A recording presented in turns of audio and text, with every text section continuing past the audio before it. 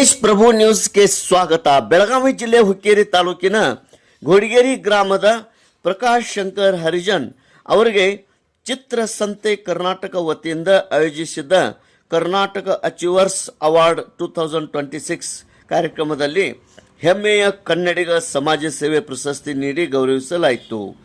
ಹೆಮ್ಮೆಯ ಕನ್ನಡಿಗ ಸಮಾಜ ಸೇವೆ ಪ್ರಶಸ್ತಿ ದೊರಕಿದ್ದರಿಂದ ಪ್ರಕಾಶ್ ಹರಿಜನ್ ಹಾಗೂ ಅವರ ಗೆಳೆಯರ ಬಳಗ ಹಾಗೂ ಸಮಸ್ತ ಘೋಡಿಗೇರಿ ಗ್ರಾಮದಲ್ಲಿ ಸಂತೋಷದ ವಾತಾವರಣ ನಿರ್ಮಾಣವಾಗಿದೆ.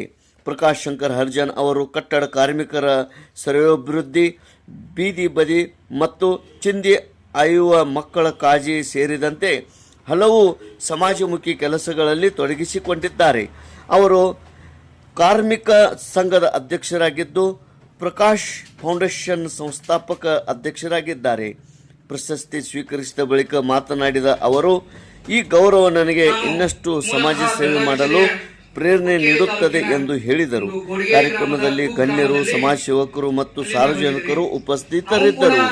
ತೇಜ್ ಪ್ರಭು ನ್ಯೂಸ್, ಘೋಡಿಗೇರಿ. ನಾನು ಮೂಲತಃ ಬೆಳಗಾವಿ ಜಿಲ್ಲೆಯ ಹುಕ್ಕೇರಿ ತಾಲೂಕಿನ ಒಂದು ಘೋಡಿಗೇರಿ ಗ್ರಾಮದ ಕುಗ್ರಾಮದಲ್ಲಿ ಅಲ್ಲಿಂದ ಬಂದಿದ್ದೇನೆ.